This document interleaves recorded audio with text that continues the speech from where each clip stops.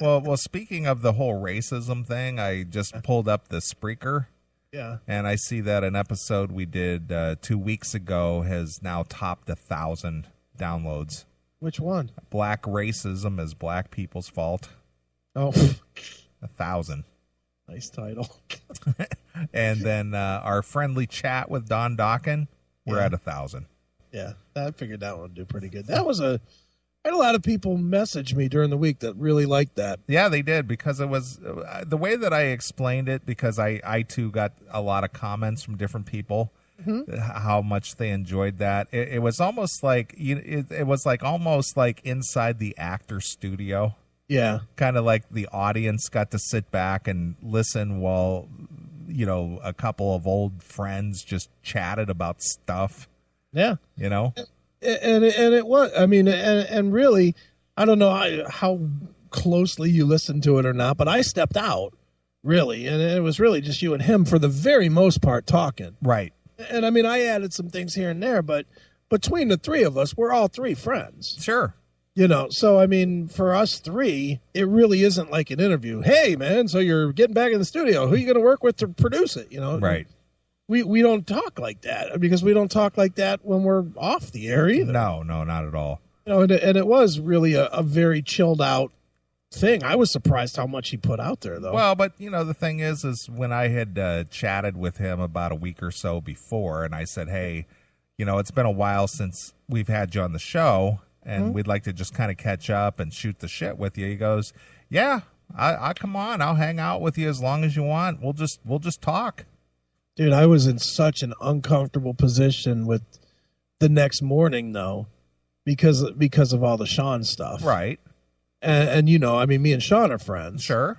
And so I gave Sean a heads up. Okay. I reached out to him, and I sent him the clip of Don talking about him. All right. It's like, look, I'm just giving you a heads up, dude. And he wasn't mad. He was like, all right, whatever. He's on to other things. He's long on to other things, I think. But I just felt kind of weird, because we are friends. Yeah. And friends with Sean, too. Right. It just felt like a weird thing that Don was definitely taking kind of a shot at. Well, but he did straight up. He said, it's not like he was fired or anything. It's just that he's got other things. He's out promoting himself, and I need somebody who's going to be in the band. They want to be in the band for the sake of being in the band, not for the sake of using it as a stepping stone to other things. Right. Yeah, I get that. I was a little uncomfortable. Yeah, he'll get over it. Did you see a lot of the people that were saying that Mark Bowles would be a terrible fit? I didn't see that. I heard, I saw a lot of awesome because of his vocals. I got it from Blabbermouth, which, that's the bastion of all hate. Sure. But there was a lot of people that were just killing Mark Bowles. Really? They were like, this should last a week. Two lead singers can't work together. And I will say that thought did cross my mind as well. Yeah, but I saw Don and Mark last April. I was out with them for 3 days, three nights, and they had a lot of good camaraderie there. Sure. So, look, I'm not saying that it's necessarily true. I was just like, when I saw the quotes of that, I was like, I could see that being a problem eventually. Well, I guess if there was like some kind of creative control type, whatever, but that usually comes with recording. That usually doesn't come with performing. Yeah, I want to hear it. I mean, I definitely want to see. I like the idea of Mark grabbing the high notes. Well, that's something that, as Don knows, has been absent for a lot of years since Jeff Pilson left the band back in the early 2000s. Sure. Because Mick, and Don's voice when they harmonize, that was a big part of the Dokken sound. Sure. And without that higher end that complements Don and Mick, it kind of falls flat. Which is why he brought Mark Bowles in to do Broken Bones, and which is why he brought Jeff Scott Soto in to do Lightning Strikes Again. Right. So he knows he needs that extra oomph in the singer, but having that in a live setting has been, absent. Yeah, I need to see it. And you said you saw it and it was good. Yeah, so. three nights. Yeah, so that's cool. Yeah, so they do harmonize very well together. Yeah, it was all Dokken this week. Then we had the George Lynch. yeah, but that's coming for later. Yeah, that's later, but remember, we were never going to get there. Yeah, well, you'll never talk to George after that KXM never speak thing. to him again. Yeah, whatever. We've heard that you're never gonna so many times. Stop it. Let's see, we've had Lynch. Right. Never going to speak to George Lynch again. Yeah, right. We're never going to speak to Doro again. Right. We're never going to speak to Warrant again. Right. We have this long list of people we're never going to speak to again that we've spoken to again. That's silly. Too funny. Just silly. I do love that though. What's the uniquely funny in a good way, because believe me, I'm thrilled that I mended this fence because I really didn't want to cut this fence, to be honest. Right. But you know who brought Lynch to me? Who? The guys at Rat Pack. Right. Go ahead. Had a big problem. They were the ones that were really pissed off. Yeah, about the KXM review. Yeah, they were really mad. And I was definitely very, very surprised when I got the email saying, hey, here's the Lynch Mob tunes, and do you want to talk to George? Whatever. Okay. Well, I would have to agree with Don, though. Don did say something last week about the KXM. He said, it came out, it was top of the charts, and within 2 weeks it was gone. Yeah. Well, I didn't hate the record. I hated the single. Right. And that was the part that was sort of missed when they were so mad. I get why they were mad. They were definitely mad. They were mad at me, and they were mad about what was the quote? Something Doug Pinnick is audio cancer or something. Yeah. Something where Doug had been going through some kind of disease. He had some sickness or illness. He had some sickness, and then I made a sickness joke. Right. And I get that they were mad about that, and fair enough. I might be offended too on that one. Sure. But I didn't hate the record. I just hated the single. And when we were talking through it, see, this is the part nobody hears, but you don't even hear it. You don't catch the flack. I catch the flack. Right. And, when we had the email back and forth with the guy at Rat Pack, with Joe over at Rat Pack, he was so mad about, and kept making the point of, well, you guys clearly don't know what you're talking about because the record was on Billboard. Right. And I was like, look, we didn't say the record was bad. We said the single was bad. Yeah, well, what we were playing was which is all we had access to at the time. Just what we were allowed to play was the one song. Right. And we didn't like it. Mm-hmm. And we were trying to give it attention. If we would have liked it, we would have said that. Yeah. Well, you got to be like Andrew McNeese and give everything 75 or above. Yeah. Well, 75 means Andrew hates it. Right. Dude, everything Andrew gives, if he likes it even a little bit, 92. Right. Sure. Love Andrew, but his rating system is very screwy. All right.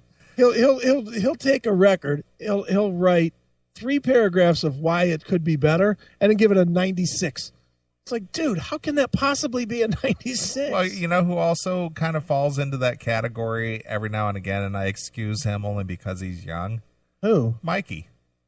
Yeah. He'll say, well, the production wasn't the best, and, the guitars were a little bit low, and blah, blah, blah, blah, and I give it a 93 out of 100. It's like, well, all right. Yeah. Maybe it should be like a 70 or a 63 out of 100 or something. Sure. But speaking of Mikey real quick, and then we're going to get into this Harem Scarum interview. Okay. Have you heard his show yet? Yes. How your assessment? Sounds pretty good. Yeah. He's getting the hang of it. He's getting the production down. Yeah. Well, this last show that he did, that aired Wednesday, probably the best show he's done. Every week he improves more and more and more, and I think he's only into his like a 7th show now. Right. And he does as good as any radio DJ I've ever heard. Could he compete with Moose Radio? Oh, yeah. Yeah, definitely. So we'll be having Mikey Fest in Mount Union. Yeah, sure. But, he only does 4 breaks or 5 breaks. It's only an hour show, and he covers a segment of songs from the 60s, 70s, and the 80s. That's cool. And, he does a good intro and outro, and he mixes the music well, and, all these other things. It's just like, wow, for 7 shows, this kid he's got it down. He's our protege. Yeah, he is. Yeah.